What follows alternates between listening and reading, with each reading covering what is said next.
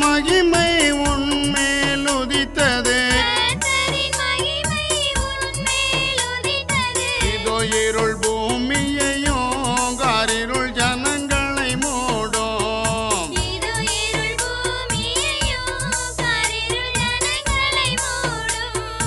ஆனால் உன்மேல் கர்த்தர் உதிப்பார் அவருடைய மகிமை